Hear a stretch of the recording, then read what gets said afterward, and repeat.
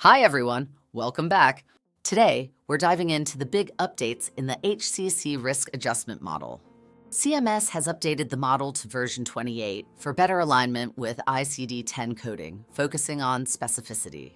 This new version is being rolled out in phases, starting with a 33% weight for 2023 dates of service and being fully implemented by 2025.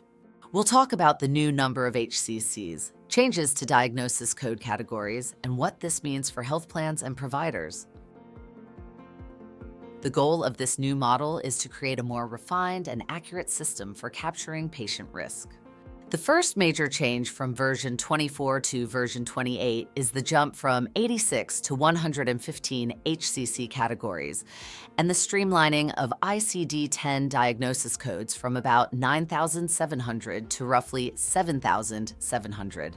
More categories mean more detailed classifications of conditions, which leads to a finer distinction between patients' risk levels.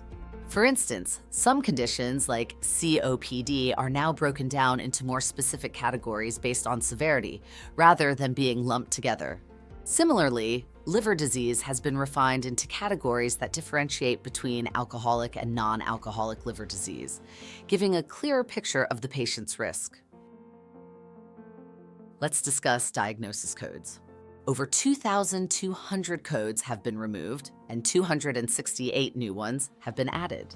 This reduction isn't about cutting corners, but about eliminating redundant or less significant codes. This ensures that only the most meaningful diagnoses affect a patient's risk score. Some of the more significant removed codes include acute kidney failure, angina pectoris, and PVD. One focus area is constraining, where related HCCs share the same coefficients. Take diabetes, for example. Whether a patient has uncomplicated diabetes or diabetes with complications, it contributes equally to the RAF score. These updates help healthcare providers better match a patient's condition with the right care resources. With clearer HCC categories and a shorter list of diagnosis codes, risk scores are more accurate. This means fairer payment and better care for patients. So what's the key takeaway? Providers and coders should learn the new model and utilize more specific codes to give a clearer picture of the patient's health. If you found this V28 explanation helpful, please like, subscribe, and share your thoughts or questions in the comments below. See you next time.